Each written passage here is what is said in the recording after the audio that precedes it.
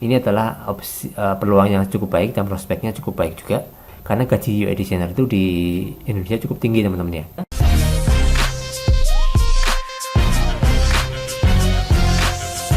Oke teman-teman semua, di sini saya akan coba menjelaskan 8 profesi desainer zaman now ya, yang paling banyak dicari di tahun 2022 ini ya. Nah, apa saja kan profesi itu guys? Langsung saja kita lanjut ke bagian pembahasan selanjutnya guys. Nah, pertama adalah profesi seorang logo designer. Nah, ini teman-teman pasti sudah tahu ya, logo designer ini adalah logo pekerjaan atau profesi yang paling sering dicari oleh beberapa perusahaan akhir-akhir ini ya. Terutama saya melihatnya itu di lowongan-lowongan di sosial media, misalkan ya di TikTok misalkan atau di Instagram, itu banyak sekali perusahaan-perusahahaan atau startup yang membutuhkan logo designer.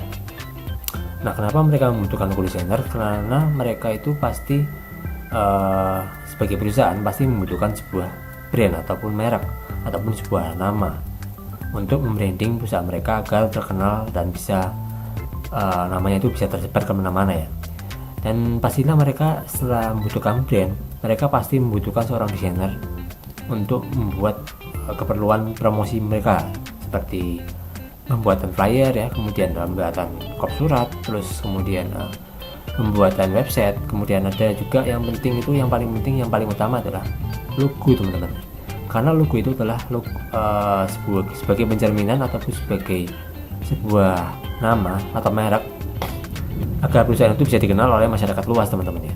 Bayangkan jika perusahaan itu nggak ada logonya atau nggak ada namanya misalkan, ya pasti orang tidak akan bisa mengenal perusahaan tersebut ya. Gimana orang bisa mengenal perusahaan tersebut tanpa adanya sebuah nama brand atau logo? Maka di sebuah perusahaan pastilah membutuhkan sebuah jasa logo designer, dan pekerjaan logo designer ini ada berbagai macam ya, seperti melakukan koordinasi atau rapat dengan klien ya, kemudian membuat layout desain.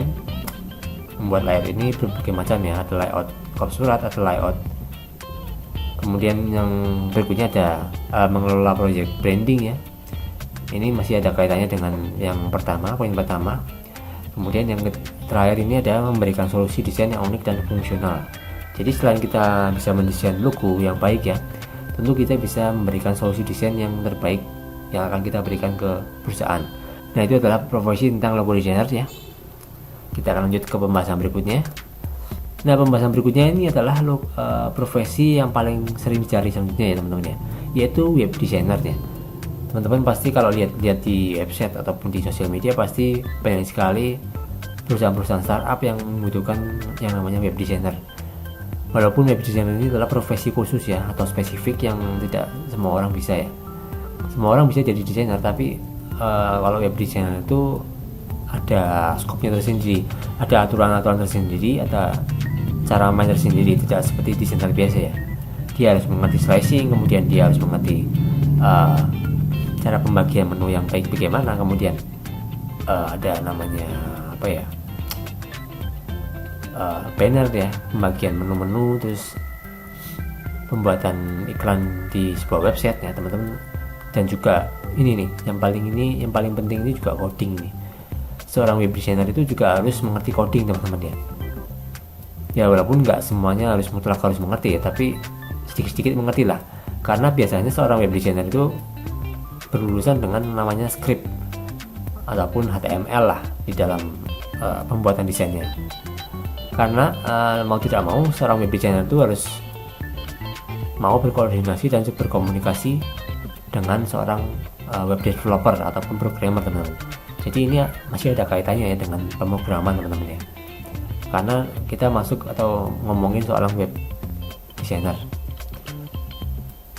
Nah, sebagai web designer itu tugas kita apa? Nah, sebenarnya tugas kita itulah mendesain sebuah visual yang menarik dan mudah digunakan oleh konsumen ataupun pengguna ya.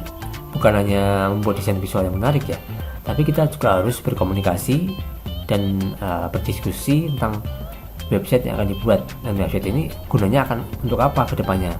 Dan website ini biasanya digunakan untuk keperluan apa, seperti misalkan untuk menampung produk-produk iklan yang ditawarkan oleh sebuah perusahaan misalkan, ataupun menawarkan promosi melalui company profile ya. bisa juga ya. Jadi tidak hanya sekedar visual menu ya, kemudian ada header dan footer, itu enggak, tapi dalam sebuah website harus ada yang namanya visi atau misi yang harus kita tonjolkan teman-teman. Jadi profesi ini adalah profesi yang cukup menjanjikan ya di era sekarang ini, khususnya di tahun 2022 ini, karena prospek kerja yang menjanjikan untuk lulusan desain grafis yang baru ataupun newbie ya. Kalau misalkan teman-teman mau nyoba profesi ini, silakan teman-teman. Gajinya juga lumayan kok, daripada dan lebih tinggi ya daripada desainer biasa. Karena web designer itu biasanya gajinya itu lebih tinggi teman-teman. Kita lanjut ke pembahasan berikutnya. Nah, ini adalah profesi yang paling sering banget dicari di Nah, ini adalah profesi yang paling sering banyak dicari selanjutnya, yaitu UI designer ya. Ini saya lihat ya di iklan-iklan sosial media, sangat banyak sekali orang-orang yang membutuhkan atau perusahaan-perusahaan yang membutuhkan yang namanya UI designer. Apa sih itu UI designer? Nah, teman-teman biasanya salah mengerti nih. UI designer itu adalah desainer yang mendesain sebuah HP. Padahal pengertian harfiahnya bukan seperti itu teman-teman. UI designer itu adalah bertugas membuat produk ataupun membuat sebuah tampilan aplikasi pada sebuah mobile atau sistem atau handphone ya. Sebagai UI designer, kita juga harus merencanakan konsep desain yang terbaik agar orang-orang itu bisa merasa nyaman saat menggunakan aplikasi yang kita buat teman-teman ya. Nah, tugas UI designer bukan sebatas hanya itu ya, tapi juga melakukan testing terhadap aplikasi yang baru saja dibuat, kemudian memperbaiki atau merevisi tiap kesalahan pada tampilan desain yang telah dibuat. Nah, untuk membuat UI design ini juga memerlukan kreativitas ataupun pemikiran yang out of the box. Mungkin opsi profesi UI designer ini bisa menjadi pilihan alternatif bagi teman-teman yang sekarang masih mencari pekerjaan ya di dunia grafis tentunya. Ini adalah opsi, peluang yang cukup baik dan prospeknya cukup baik juga, karena gaji UI designer itu di Indonesia cukup tinggi teman-teman ya, dibandingkan dengan desainer-desainer biasa teman-teman. Oke, kita lanjut yang berikutnya. Nah, berikutnya ini adalah pekerjaan mockup designer. Mungkin di antara teman-teman di sini masih asing ya mendengar tentang mockup designer. Mockup designer itu adalah tugasnya membuat sebuah mockup ataupun tampilan dari sebuah produk, kemudian kita tampilkan produk itu kepada calon klien ataupun konsumen teman-teman ya. Jadi tugas seorang mockup designer itu adalah merepresentasikan dan menampilkan sebuah produk menjadi produk yang benar-benar realistis dan bisa digunakan oleh pengguna. Nah, misalkan nih, saya membuat logo tentang iklan sampo A. Nah, saya akan tampilkan iklan sampo A itu ke dalam sebuah mug ataupun botol ya, ataupun botol sampo lah. Nah, maka saya harus membuat desain tampilannya itu terlihat seperti aslinya atau realistik ya. Jadi saya butuh mockup nih teman-teman. Nah, mockup itu seperti itu ya teman-teman ya, yaitu membuat tampilan desain secara realistis ataupun membuat tampilan desain sesuai dengan keadaan yang sebenarnya teman-teman. Jadi mockup itu seperti itu ya. Dan ini adalah profesi yang cukup menjanjikan teman-teman dan banyak dicari oleh perusahaan-perusahaan besar. Kita lanjut ke tahapan berikutnya. Kita lanjut ke pembahasan berikutnya. Nah, ini adalah kebalikan dari UI designer ya, yaitu UX designer. Jika UI designer itu adalah designer yang tugasnya membuat tampilan atau visual sebuah aplikasi, maka UX designer adalah kebalikannya, membuat sebuah tampilan program ataupun aplikasi agar pengguna itu merasa nyaman dan bisa lebih mudah mengoperasikan tampilan desain yang kita buat teman-teman. Nah, profesi UX designer ini adalah profesi yang cukup menjanjikan juga dan prospeknya cukup bagus teman-teman, karena banyak sekali perusahaan-perusahaan yang sedang membutuhkan UX designer untuk produk atau desain mereka ya. Teman-teman lihat saja di Instagram ataupun TikTok ya, itu banyak sekali perusahaan-perusahaan yang membutuhkan jasa UX designer atau UI designer, dan gajinya tinggi teman-teman. Kalau di Indonesia ya, Indonesia tinggi, apalagi kalau teman-teman bekerja di luar negeri, itu gajinya di UX designer itu nggak main-main ya, hampir jutaan atau puluhan juta lah di sana.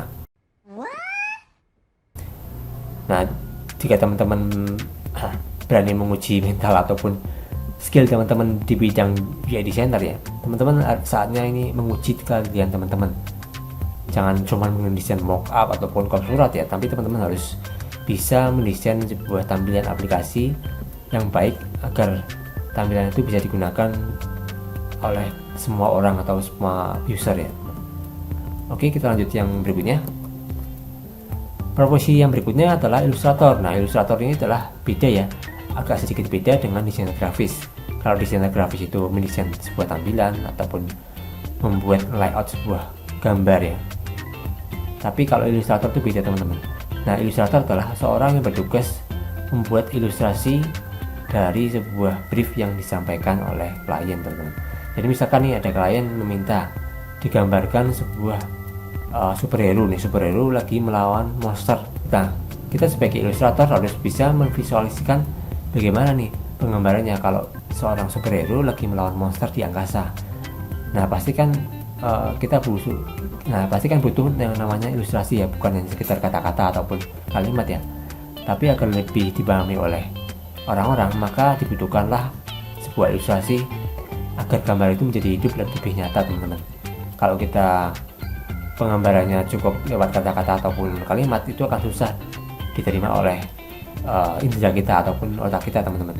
Tapi dengan adanya ilustrasi, maka kita bisa lebih mudah dalam memahami sebuah media ataupun gambar yang ditampilkan teman-teman. Tugas-tugas ilustrator ini adalah ada berbagai macam ya. Yang pertama itu adalah mendukung visi dari klien ya. Kemudian yang kedua, melengkapi proses digital editing untuk sebuah website. Lalu bekerjasama dengan bagian manajemen dan departemen marketing. Dan yang terakhir yaitu membuat presentasi bisnis teman-teman. Jadi kerjaan ilustrator itu bukan hanya soal menggambar dan menggambar saja teman-teman, tapi masih ada berbagai macam pekerjaan lain yang sifatnya itu sekunder teman-teman, dan menjadi bagian dari pekerjaan primernya ilustrator. Jadi seperti ini ya, yang seperti tadi saya sebutkan. Yang pertama itu mendukung visi klien, melengkapi proses digital, kemudian bekerja sama dengan bagian departemen atau manajemen lain, kemudian menunjukkan atau membuat presentasi dari ilustrasi yang sudah dibuat.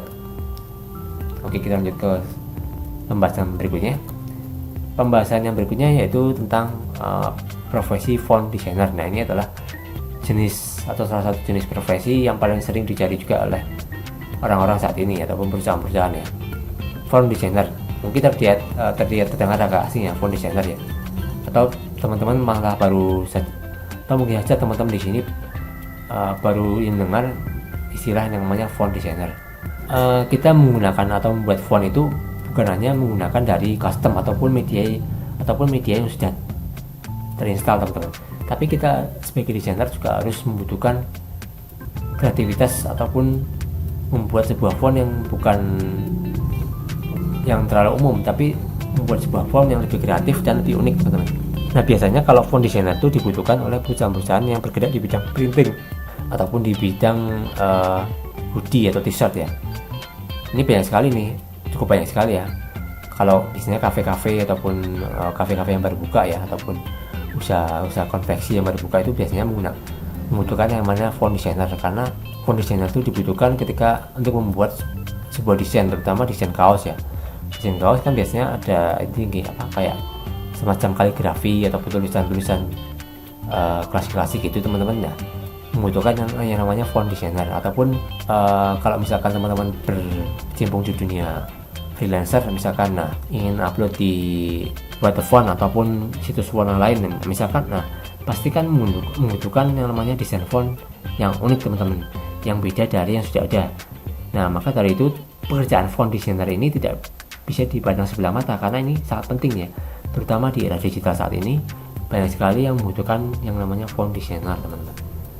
Oke, kita lanjut ke pembahasan berikutnya. Nah, ini adalah pembahasan terakhir yaitu font icon designer, yaitu desainer yang tugasnya membuat sebuah icon ataupun semacam emoji gitu ya, kayak emoji yang di WhatsApp itu ya, kayak stiker gitu ya. Nah, di dunia era teknologi yang semakin canggih seperti ini dan kemajuan teknologi yang semakin pesat, peran icon designer itu semakin dibutuhkan, karena icon itu tidak hanya digunakan dalam sebuah aplikasi mobil saja teman-teman ya, tapi juga di website ya, kemudian di undangan, kemudian di kartu nama dan sebagainya ya teman-teman. Nah, bagi teman-teman yang ingin berkecimpung di dunia icon designer ataupun melamar pekerjaan sebagai icon designer, peluang ini cukup terbuka lebar ya, kemudian prospeknya juga sangat tinggi teman-teman ya. Jadi teman-teman kalau misalkan ingin jadi icon designer, silakan ya, monggo teman-teman nanti melamar di sana, atau ingin menjadi freelancer icon designer juga boleh ya teman-teman. Peluangnya sangat banyak sekali dan bidang projectnya itu sangat luas teman-teman. Oke teman-teman, mungkin cukup sekian ya pembahasan saya kali ini tentang berbagai macam profesi desainer grafis zaman now yang paling sering banyak dicari di tahun 2022 ini. Silakan teman-teman coba searching di Google ataupun di Instagram ya, profesi-profesi tadi yang saya sebutkan pasti banyak sekali yang membutuhkan sekarang ini ya, pasti banyak sekali yang membutuhkan saat sekarang ini teman-teman. Oke, jika teman-teman ada pertanyaan atau saran di video ini, silakan sampaikan di kolom komentar seperti biasa, nanti saya akan bantu jawab.